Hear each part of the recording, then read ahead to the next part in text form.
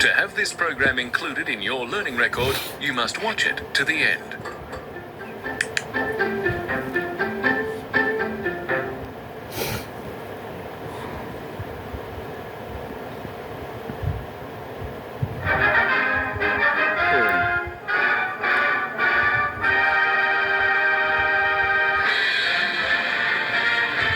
Dignity and freedom.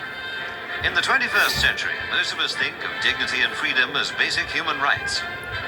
It's a lovely day for a wedding, isn't it? Yes, it is. Most of us think that all people, regardless of age, gender, or race, are entitled to these rights. If our dignity or freedom were threatened or taken away, almost all of us would fight to get those rights back. An older person living with a urinary continence issue that has not been properly assessed and managed is a person living without all the dignities and freedoms they're entitled to.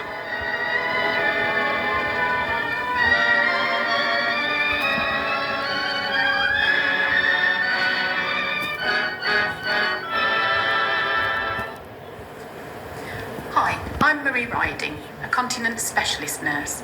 I'd like to talk to you about urinary continence, an issue that can have a big impact on an older person's dignity and freedom. It's never okay for an older person or a care home to smell of urine. If an older person in your care or your care home smells of urine, there's something wrong. Fortunately, we have a battle plan to help you fight urinary incontinence. We call it Operation Dignity. The first phase of Operation Dignity will be a refresher about how the bladder works and what urinary incontinence is. The second phase will look at continence assessment. With general intel gathered, we'll look at two common bladder problems: nocturia and post-micturition dribble, and then four of the most common types of incontinence in a care home setting: functional incontinence, overactive bladder, stress urinary incontinence, and overflow incontinence. We'll strip them of their secrets and find out what causes them, how best to assess them, and how to manage them. The bladder's controlled by the combination of three main parts: the detrusor muscle that surrounds the bladder walls, the urethral sphincter muscles which surround the urethra, and the pelvic floor muscles which surround the bladder and the other abdominal organs. While the bladder is filling, the detrusor muscle relaxes and the sphincter and pelvic floor muscles contract. During voiding, the opposite occurs. The detrusor contracts and the urethral sphincter and pelvic floor muscles relax. General assessments can help you narrow down the continence problem the older person is living with. Hello. Hello. You look lovely. Thank you. Enjoy the wedding. Thank you.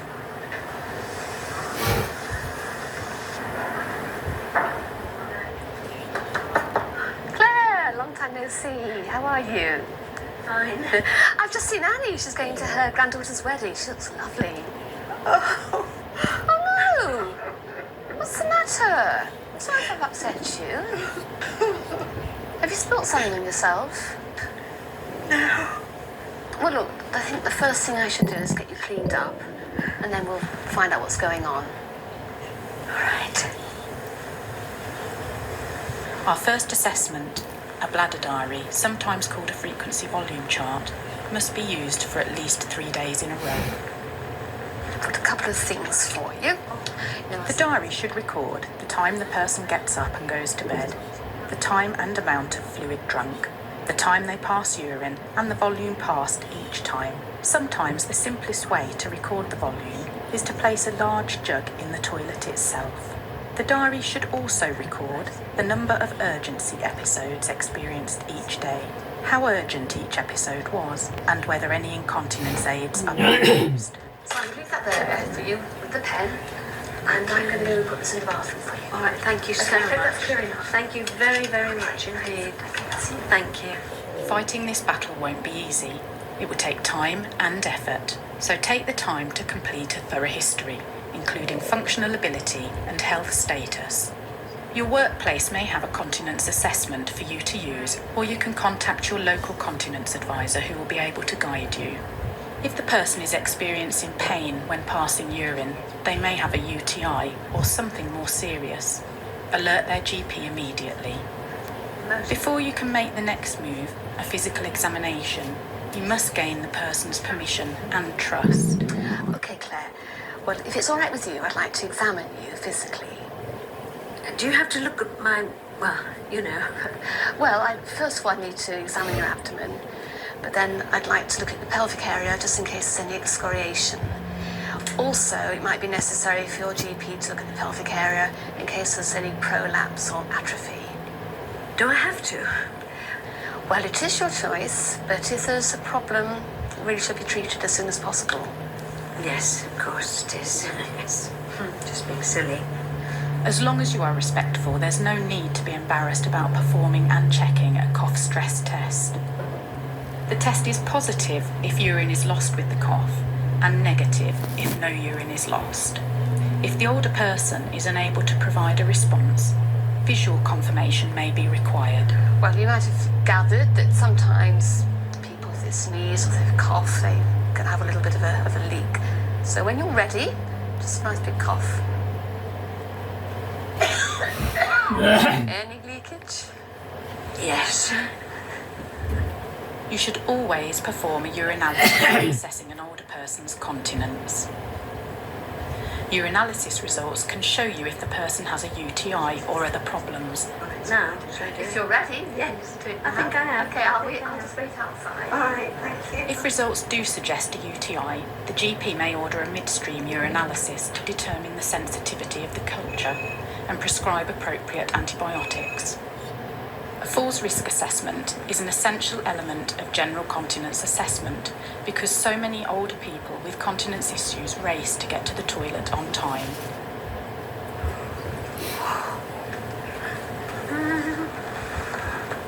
An older person in a rush to get to the toilet could easily slip and fall.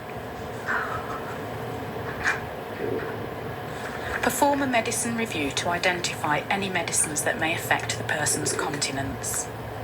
If the older person displays any signs of cognitive impairment, perform a formal neurological assessment. An undiagnosed neurological disorder may contribute to incontinence. Constipation has a big impact on almost all continence issues, so always create a bowel chart for anyone you suspect has a urinary continence issue. Treat the constipation quickly and continually reassess. Nocturia is a common bladder problem in both older men and women and has a negative effect on quality of life. Nocturia is being woken from sleep one or more times to void during the night, with each void being preceded and followed by sleep. The condition creates an increased risk of depression, poor self-care due to its impact on sleep, and falls. It may be caused by an overactive bladder, which we'll cover later, or by detrusor overactivity, where the detrusor muscle involuntarily contracts. Detrusor overactivity can be associated with Parkinson's, diabetes, injury, multiple sclerosis, dementia, or stroke. Nocturia may also be caused by nocturnal polyuria. This is where the person produces a larger than normal proportion of their urine at night. And in men, the condition may also be caused by bladder outlet obstruction. There are some specific assessments you can do if you suspect nocturia. So do you find you have to get up to the toilet much in the night? First, get a detailed history of the problem. Would you say 4 or 5 times is the average every night? Find out if urinating multiple times a night is normal for the person or whether it's new. If it is new, ask if the change was gradual or sudden. And would you say this has increased much in recent times? Oh, yeah. Use a bladder diary to find out what the person's usual fluid, caffeine and alcohol intake is.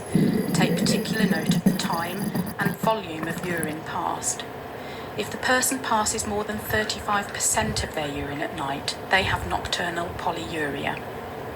Finally, do your research to find out if any medications could be causing the nocturia. Ultimately, it's up to the older person to change their drinking habits, but keep trying to encourage them to drink more during the day and less during the night. Hello, is it alright if I come in? Yeah, sure. Using graduated compression therapy and encouraging daytime napping with legs elevated should reduce edema.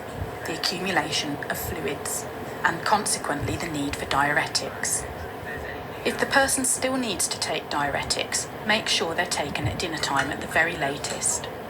I've just got your medication here, so if you want to take it in your own time for some water, that'll be just great. Okay then. Create a calming bedtime environment and encourage good sleep hygiene. Shall I kill you a normal cup of tea, Brian? No, I better not this evening, thanks. Okay, then. Have a nice night. And finally, some people may benefit from pharmacological management. Post-micturition dribble occurs mainly in males when a small amount of urine pools in the bulbar urethra after urination. Despite shaking the penis after urination to evacuate residual urine, leakage of the urine pulled in the bulbar urethra may occur for several minutes. Post-micturition dribble is common in older males because the pelvic floor muscles weaken and sag with age. It's also common in men with prostate enlargement. Is everything all right, Ron? Little problem with one waterworks. Really? Okay, well, let's see what we can do about that. Okay, darling. Shall we? Yes. Begin post-micturition dribble assessments by taking a thorough history, taking note of any previous surgical procedures, any other relevant illnesses and medications. Urinalysis should be performed and infections treated. Some tests and physical exams should take place, including a post-void ultrasound scan of the bladder to rule out incomplete bladder emptying, a PSA blood test. If constipation is an issue, a digital rectal examination would take place to assess for rectal impaction. You will need to contact the GP or a specialist to get some of those examinations done. An opinion about post-micturition dribble should only be formed following a full continence assessment, ruling out other types of incontinence and associated causes. The best weapon to use in the fight against post-micturition dribble is bulbar urethral massage, which should be performed after voiding. The massage requires the older man to place his fingers behind his scrotum and gently massage his bulbar urethra forward and upward. This milks out any pooled urine in the bulbar urethra. If he is able, ask the older man to perform a pelvic floor contraction prior to the bulbar urethral massage. This may help prevent further leakage.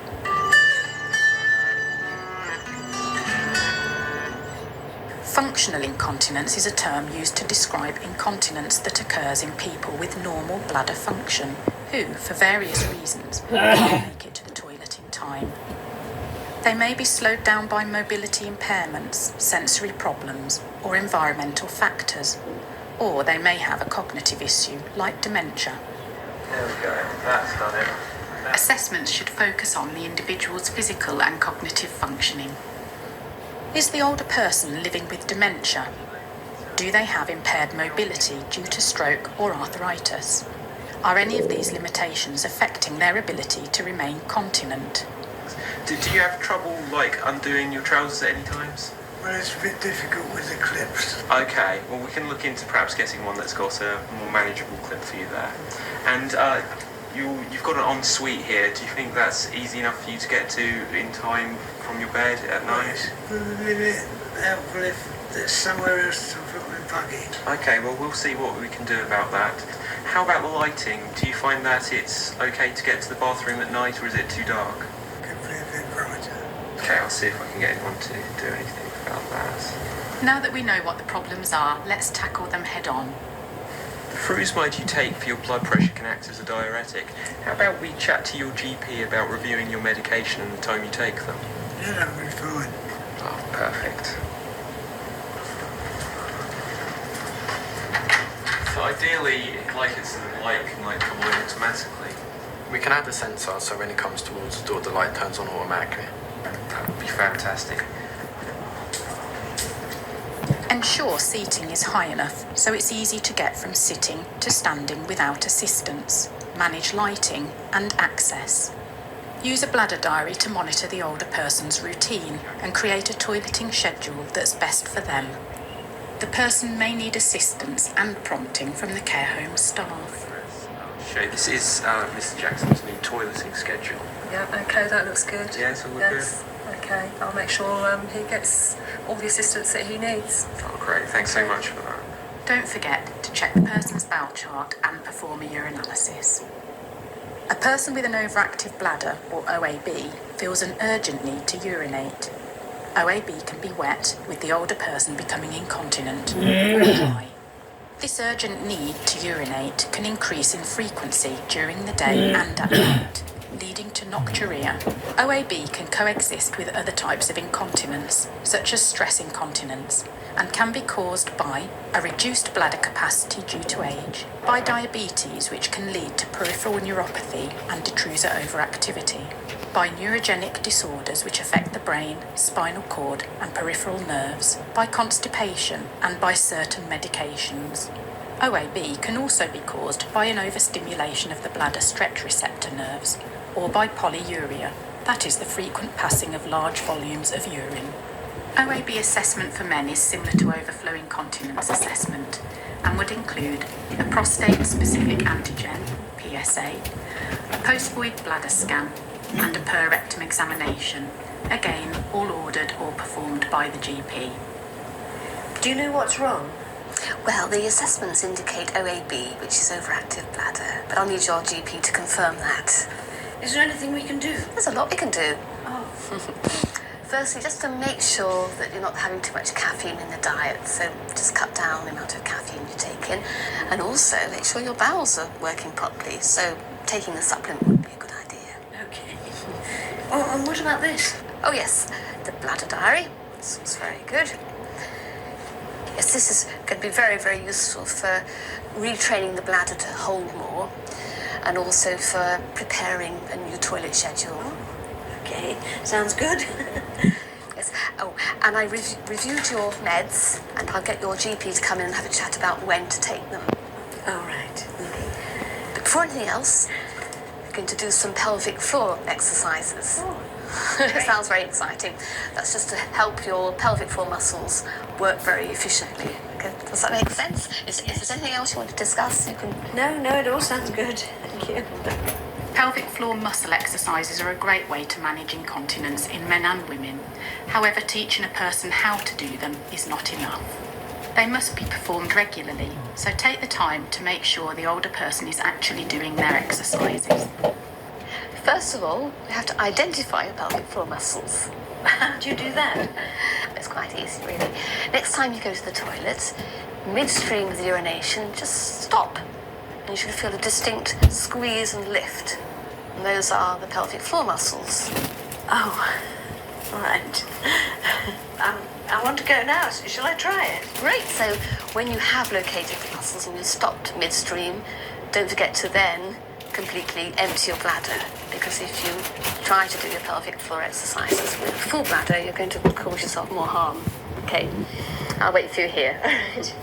If she is unable to feel the distinct squeeze and lift of her pelvic floor muscles, or can't slow her urine stream, notify her GP, physiotherapist, or continence nurse.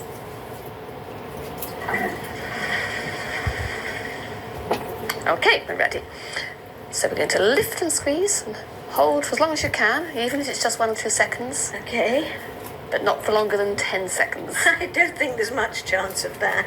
So holding for 3 seconds, 3 times in a row would be great. And then if you could do that 2 or 3 times a day, that would really help. I don't know if I'll remember. Well, one useful trick is to do a couple when you're still sitting on the loo. Well, that's a good idea. I can remember that. But don't do the exercises or stop and start while you're urinating, because that could actually weaken the muscles. Right. Okay. Good. The same rules and principles apply for men, except when a man squeezes his pelvic floor muscles, he will see his scrotum lift.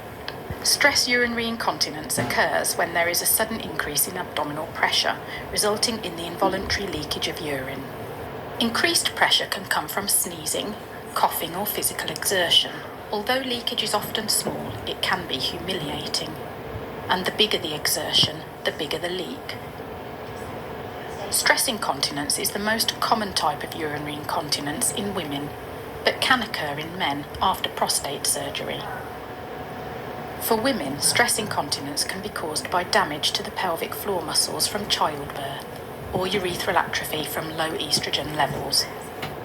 UTIs commonly coexist with stress incontinence, so start your assessment with a urinalysis. Follow this with a stress test. complete medical history, and a pelvic exam. For the obese person, weight loss may reduce abdominal pressure. For the older woman with urethral atrophy, talk to her GP about trying topical estrogen. Pelvic floor muscle exercises are a great way to manage stress incontinence in men and women. Remember, stress incontinence is not an inevitable part of ageing. If these management strategies are not 100% effective, don't give up. There are many non-invasive or minimally invasive procedures or surgical options for the person to consider. Overflow incontinence from a constantly over-distended bladder is a long-term problem that develops when the bladder doesn't empty completely. Overflow incontinence is often caused by a blockage or obstruction to the bladder. The bladder fills normally, but the obstruction stops it from emptying completely. Pressure from the urine that is still in the bladder builds up behind the obstruction, causing frequent leaks. The obstruction may be caused by bladder stones, constipation, or in men, an enlarged prostate gland. Overflow incontinence may also be caused when the detrusor muscle doesn't fully contract and the sphincter muscles don't fully relax during urination. As a result, the older person may have difficulty starting a stream of urine, and once started, the flow may be weak. They may need to go frequently, and even when just finished, they may feel the need to go again. The older person may also dribble between toilet visits. There are 3 assessments that a GP can order or perform.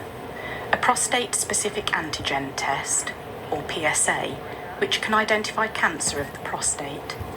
A post-void bladder scan to assess bladder emptying, or a per rectum examination to find out if the prostate's enlarged or if there's any rectal loading. While the older person is awaiting test results or specialist assessment, it may be necessary to facilitate complete bladder emptying using a catheter. Be guided by the GP, specialist and local policies in the first instance. Congratulations, you've completed basic training for Operation Dignity. Now you have in your kit bag a refreshed knowledge about the bladder and urinary incontinence, revived and refined general assessment skills to seek out the name of the enemy, and tools to help you understand and dominate nocturia, post-micturiation dribble, functional incontinence, OAB, stress incontinence, and overflow incontinence. It's clear urinary continence can have a big impact on a person's dignity and freedom. Use every assessment and management tool at your disposal to fight incontinence. Ensure health professionals are brought in when needed. Remember, a fight for continence is really a fight for dignity. Claire! You look beautiful. I'm off to my granddaughter's wedding. No worries? Absolutely not. I'm as free as a bird. Great. Thank you. Have a lovely time. Thank you.